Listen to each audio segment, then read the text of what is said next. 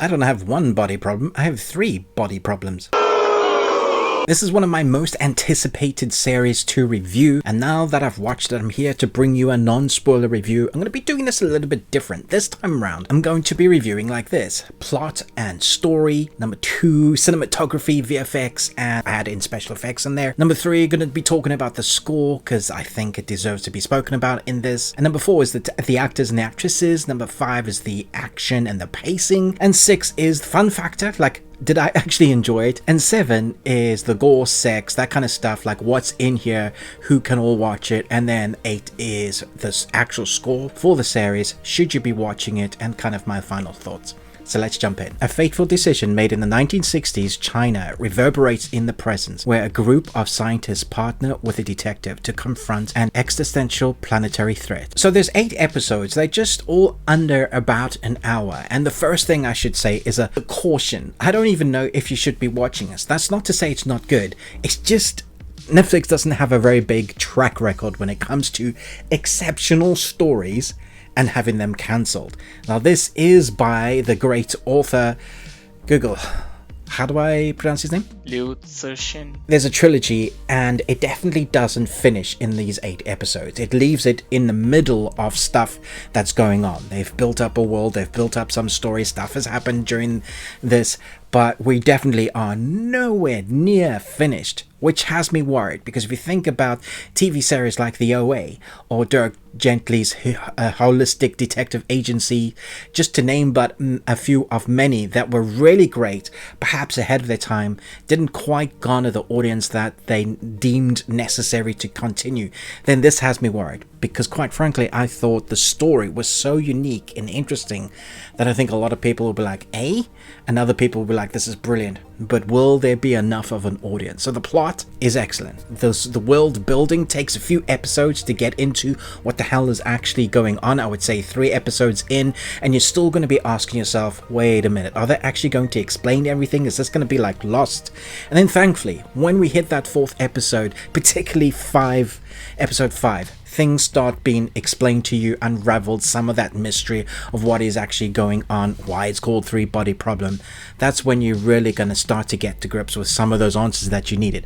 Not all answers, because it's a mystery, it's a puzzle piece that keeps you guessing, and you kind of want to. Once I started this, I really didn't want to put this down. It was riveting from beginning to end on each episode, and that didn't even do the classic leaving a massive cliffhanger on each episode. I just wanted to switch on to the next episode. The best way for me to kind of give you an idea of what you're gonna find, what you're gonna get, there's little bits that reminded me of certain things that we'd seen in media before. Let's take The Matrix. No one can be told what the Matrix is. Let's take Ready Player One.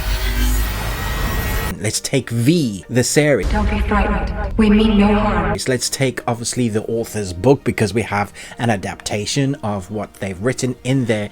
You mix that all into a nice kind of spaghetti. You add a few more other things that you yourself would probably recognize as some of the storylines that we found before, and you end up with something that is quite unique and different. So let's talk about the cinematography, the VFX, and the special effects. Now this series from start to finish looks fantastic, and we are jumping around in time a little bit, so there's different looks for different episodes. Especially in each episode we'll get some that's more heavy on the VFX. Sometimes there is a place that we find ourselves in that's not technically real, but it's to do with computers and stuff, so that's as far as I can skirt around non-spoilers. Suffice to say, some episodes are very heavily VFX, and they do look computer generated, but that's okay. That works for the movement of the story. I didn't mind that. So there were times I was like, yeah, that looks like a game, and I was like, but that's okay, because that works for this moment. And when it comes to the score, one of my favorite composers, Raman Djawadi, Google, help. Ramin Djawadi has done amazing scores from the past to the future, working on the current Fallout Amazon Prime TV series, Westworld, House of the Dragon, Jack Ryan, to name but a few. And the theme for this series particularly is going to be one of those that I remember. I thought it was very reminiscent of Westworld particularly. I heard some of those tones, and that carries out throughout the series. Never outstaying its welcome, like it doesn't push in the front going, hey, here's a score. Sometimes I watch some of like Nolan's films or Hans Zimmer's scores, and you just know it's their score. Like, I am prominent, I am a character.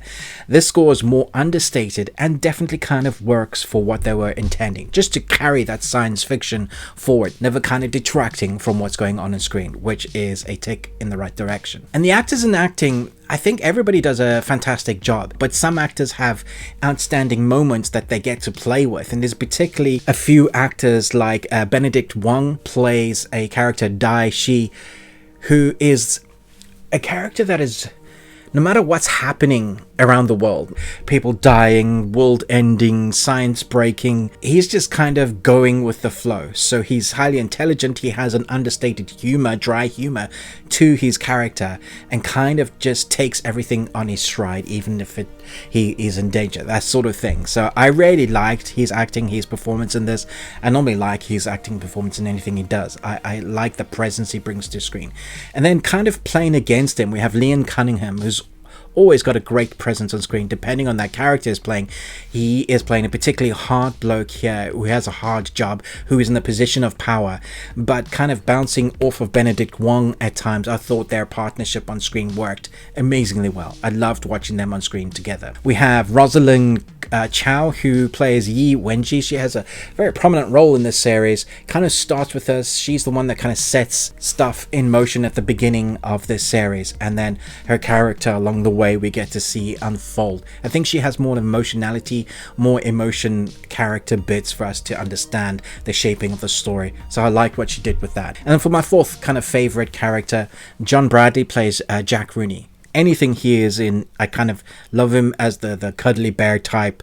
He's the guy that I'm always rooting for. There are, of course, other main protagonists that I think everybody does very well. There's a voiceover actress that I think does a fantastic job. All in all, nobody was terrible in this. I just think people had the chances to shine more, and maybe some of the other actors in season 2 and 3, if we get them, will have more time on screen to showcase what they can do. Now, the acting and pacing is very different with each episode. There is an episode 5 which is particularly great in action, and that action is kind of scattered around. I'm not talking about hand-to-hand combat fighting, more dramatic thriller type things that's going on. No spoilers, remember. When it's done really well. And then we have the pacing when they start to build the story. That happens throughout. This is heavily based on what's going on, the mystery of what the three-body problem is, and I like that about the mystery, and it's puzzle piecing. But because of that, it does feel like it can dip. You can reach a crescendo of something really exciting happening on screen, and then we'll get a 25-minute sequence of them talking about what they're going to do to stop the big bad or whatever is going on in their life to accomplish something. It's all based on around science and science breaking and scientists. And when it comes to the fun factor, I was mesmerized in the best possible way with the idea of this fascinating science story. It's science fiction, but the possibility, that the understanding that if you push the boundaries of science, what more would we be able to create? I had so much fun with the idea of some of the science in this that it kept me mesmerized from episode to episode. And then because there were a few characters I really cared about, because they spent enough time on those characters, I was rooting for them to survive and wondering what the hell is going to happen. So the fun factor is definitely there because of the mystery of the science fiction. When it comes to gore, sex, and profanity, I don't know that there was any sex. There might have been some minor nudity. There is some intense gore. One particular episode I was taken back by, but they only use gore in moments when it's furthering the plot. It isn't heavily relied on gore. There's just one scene that I was like, wow, that is one of the nastiest things I've seen in a long time. And you'll know it when you see it. It will stand out. But other than that, there's some swearing, there's minor nudity, maybe some intense violence, and then there is intensity, threat of impending doom throughout. So that kind of gives you an idea what you expect for this. I want to give this 4.5 Nicolas Cages out of 5, but because I just don't know what Netflix is going to do, it seems stupid to label something for a lower because you think it's going to get cancelled. But if it does, then it's sitting at a 4 Nicolas Cages out of 5. You got one. Because it's never complete that story. so we never know what's going to go on. So really it isn't a complete story, so therefore I feel justified in giving it a 4 if it gets cancelled. However, if it gets picked up, this is a strong 4.5, maybe 4.75 Nicolas Cages out of 5. You got one. Depending on how they manage to wrap up the stories or the episodes coming forward in the future. Fingers crossed, hopefully. So let me know, once you've seen this, did you love it? If you have read the books, what does it feel like when watching this series in comparison? I would love to know the thoughts of some of those. Were you worried about going into this going, oh, not another adaptation, can't they do anything original? I love it when they do fantasy adaptations, even trying to do something similar, because it's always an adaptation, so you got to kind of separate yourself from the previous works, saying, okay, they're going to do what they can, but it's with a TV series in mind. There's always adapting the script from the book. It won't be the same completely. So I don't know, I'd love to hear your thoughts about it below, but I thoroughly enjoyed this and really want more to come. So I hope you enjoyed this review and found it informative. If you do like my style and you like my content, why not subscribe?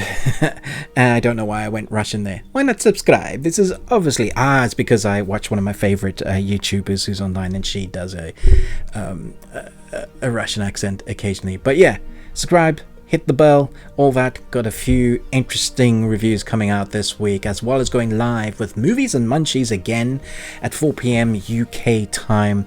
We're going to be talking about the best things that we watched, and obviously we have that Patreon that starts at £1 called The Bearded Ones, because we're bearded. So thank you so much for being here. If this is your first time, this is kind of what we do here. If this is your 100th time, thank you. But most of all, until next time, remember, live long and Tuesday.